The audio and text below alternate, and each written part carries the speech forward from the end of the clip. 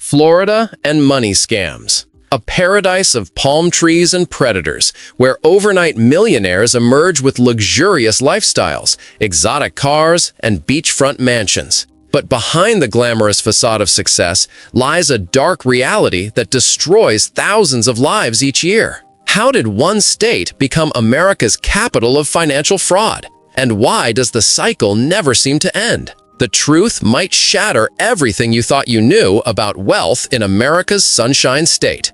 They call it the perfect storm. Elderly retirees with lifetime savings, wealthy tourists with disposable income, and a culture where flaunting luxury isn't just accepted, it's expected. In this tropical paradise, trust becomes the most dangerous currency of all. And once you've been caught in its web, there's almost no escape. This is the untold story of Florida's billion-dollar scam industry, where what happens in Florida never stays in Florida. The ripple effects destroy families across America, while the masterminds behind these elaborate schemes continue to walk free among us. Some may even be managing your money right now. What makes ordinary people surrender their life savings to complete strangers? The answer might be hiding in plain sight, in the psychology of trust and the science of deception. Over the next 28 minutes, we'll journey into the mind of both predator and prey. We'll reveal techniques used by Florida's most successful con artists, hear from victims who lost everything, and expose the shocking truth about why authorities struggle to stop the cycle. The patterns are clear, but only if you know where to look. By the end of this documentary, you'll never view wealth displays in the Sunshine State the same way again. Once upon a time, Florida was simply known as a vacation destination, a place where families could escape winter's grip and bask in year-round sunshine. Retirement communities dotted the coastline, offering peaceful golden years to those who had worked hard their entire lives. The economy was straightforward: tourism, agriculture, and real estate. Simple, transparent, and relatively stable. That image of Florida, the innocent paradise, lives now only in faded postcards and nostalgic memories. Something fundamental shifted in the state's financial landscape, something that would transform it into what federal prosecutors now unofficially call America's fraud capital. The transformation began subtly. In the 1980s and 90s, as financial regulations loosened nationally, Florida's unique demographics created the perfect environment for what would become a breeding ground for sophisticated financial schemes. Wealthy retirees brought their life savings. International investors sought safe havens for their money, and local regulations remained notoriously relaxed. This combination created fertile soil for what would grow into a financial fraud ecosystem unlike anywhere else in America. Florida's reputation didn't happen overnight. It was built scheme by scheme, headline by headline. Take the case of Scott Rothstein, a once-respected Fort Lauderdale attorney who orchestrated one of the largest investment frauds in the state's history. From 2005 to 2009, Rothstein convinced wealthy investors to purchase fabricated legal settlements. His pitch was irresistible: buy these settlements at a discount, then collect the full amount when they paid out. The only problem? The settlements didn't exist. The clients didn't exist. The lawsuits didn't exist. Everything was a fabrication created in Rothstein's imagination. What made Rothstein's scheme so effective wasn't just the promise of returns. It was the appearance of exclusivity. Investors couldn't examine the settlement agreements because they were supposedly confidential. This manufactured secrecy created both mystery and prestige. Those in the know felt special, part of an elite group with access to opportunities unavailable to ordinary investors. This pattern, the combination of promised returns with exclusivity, would become a hallmark of Florida's most successful financial frauds. The psychology at play goes deeper than simple greed. Studies on financial decision-making reveal that our brains actually process information differently when presented with opportunities that seem both exclusive and limited in availability. The fear of missing out activates the same neural pathways as physical threat responses. We literally become less rational, more impulsive, and significantly more vulnerable to persuasion. Florida scam artists have mastered the art of triggering these responses, creating perfect neurological storms that override even the most cautious investors' better judgment. While Rothstein's billion-dollar fraud made headlines, hundreds of smaller schemes operate in Florida at any given time, following similar patterns. According to recent data from financial regulators, Florida has consistently ranked among the top 3 states for investment fraud over the past decade. The statistics are staggering. In 2022 alone, authorities uncovered 57 new Ponzi schemes nationwide, representing over $5 billion in investor funds. A disproportionate number originated in Florida. But what exactly is a Ponzi scheme, and why does Florida seem to breed them so efficiently? At its core, a Ponzi scheme is deceptively simple. Money from new investors is used to pay returns to existing investors, creating the illusion of a successful business operation. No actual profits exist. The scheme requires a constant flow of new investments to sustain itself, like a financial house of cards that must continually expand or collapse. The name comes from Charles Ponzi, who in 1920 popularized this type of fraud by promising investors extraordinary returns on postal reply coupons.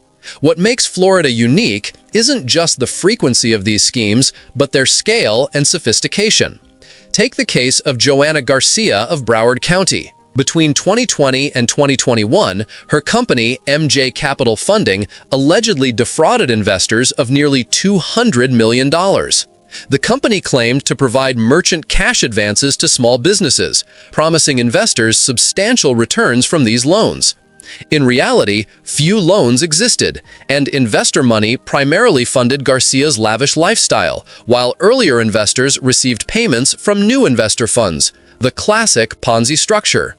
The victims of these schemes aren't just wealthy elites or gullible retirees. They're teachers who invested their pension funds. They're small business owners who liquidated their companies to get in on the ground floor of what seemed like legitimate opportunities. They're working families who remortgaged homes to invest in their financial future. Stephen Schulman, CEO of an animal welfare nonprofit, lost his organization's operational funds to Garcia's scheme. "I was blindsided. I was devastated," he later told reporters. "I researched her, and she came on to me with her story and her background." The emotional aftermath, shame, depression, and financial ruin often follows these victims for the remainder of their lives. What makes these frauds so devastating is how they exploit fundamental human traits: trust, hope, and our desire for financial security.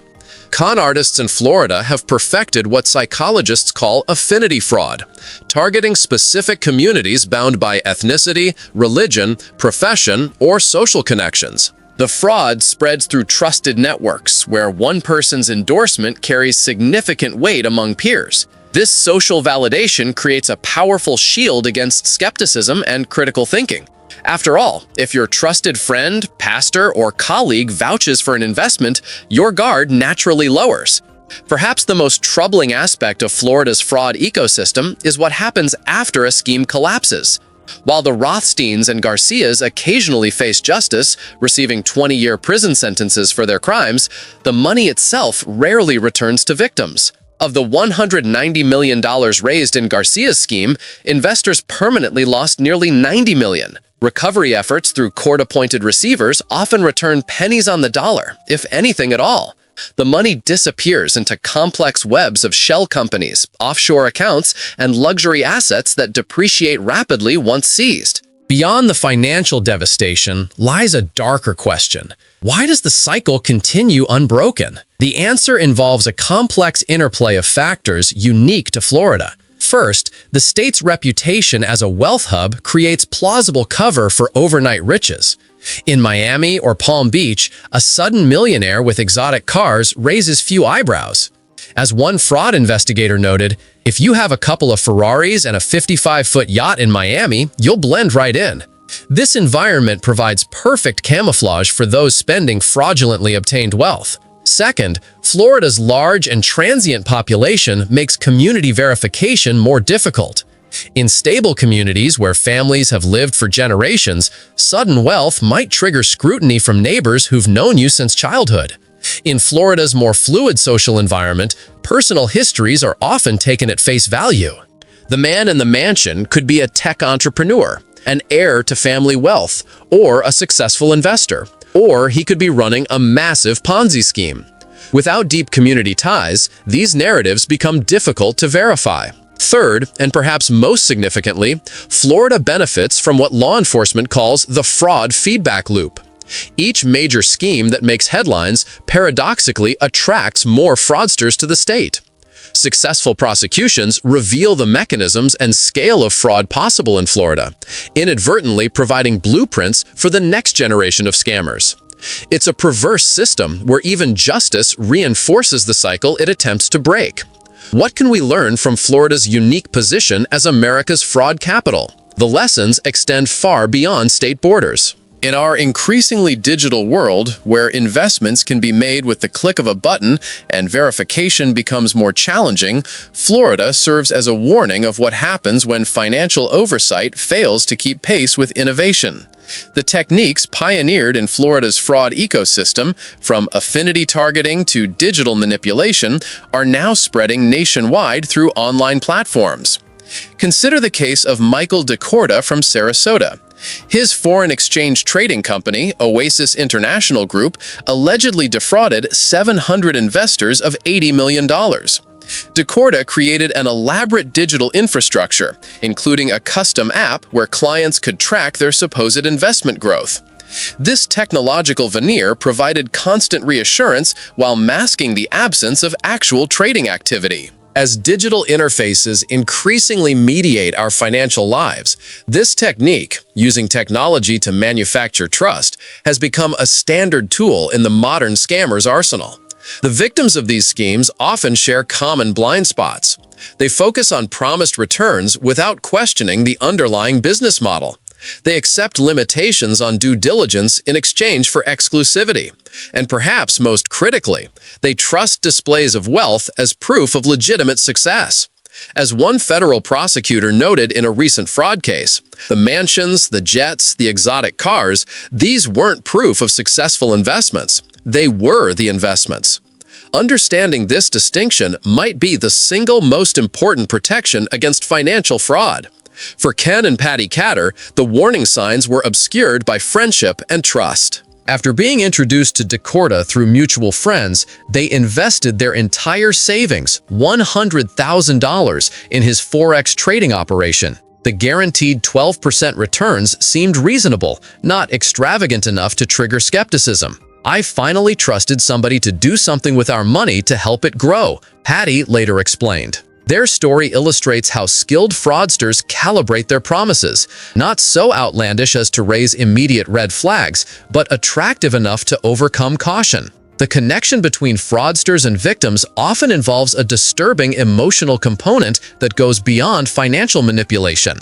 Many successful scammers display traits consistent with psychopathy: superficial charm, grandiose sense of self-worth, pathological lying, and complete lack of remorse. These traits enable them to form connections with victims that feel authentic but serve only to facilitate exploitation. When victims later review these relationships in hindsight, they often describe feeling under a spell, a phenomenon psychologists attribute to the practiced emotional manipulation these predators employ.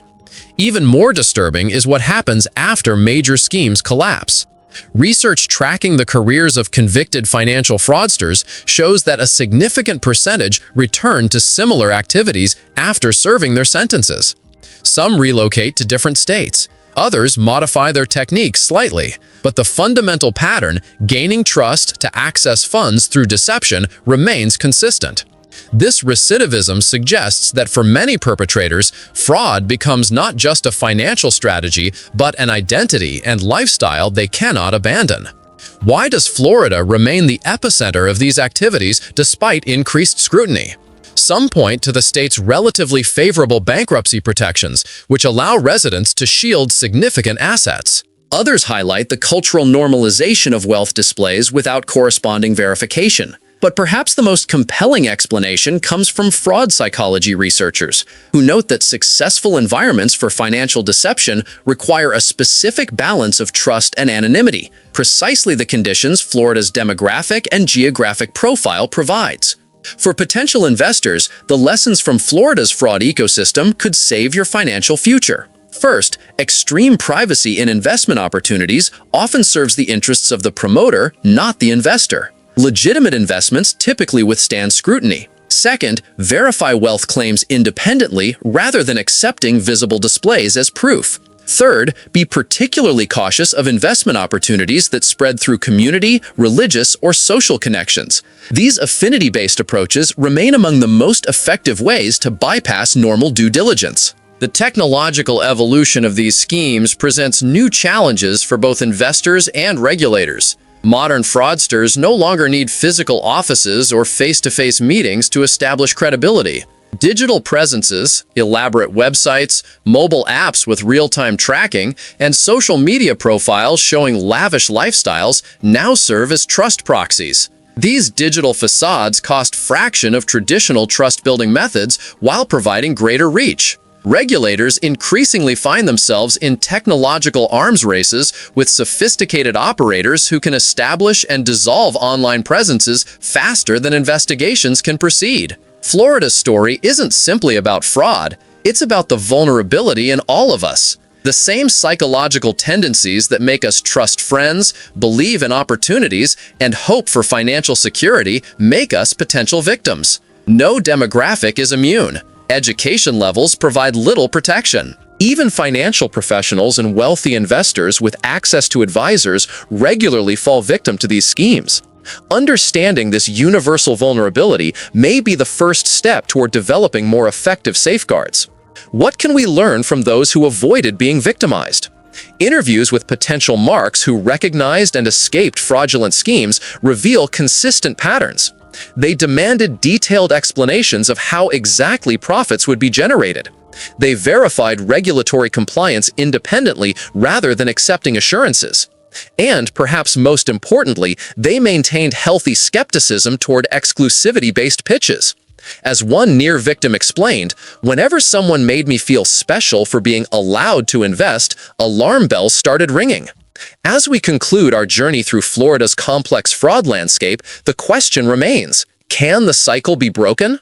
Recent coordination between federal, state, and local authorities shows promise. The creation of specialized financial fraud task forces has increased prosecution rates. Public education campaigns now target vulnerable communities specifically, and technology companies are developing verification tools that make due diligence more accessible to average investors. But ultimate responsibility may rest with a cultural shift in how we view wealth itself.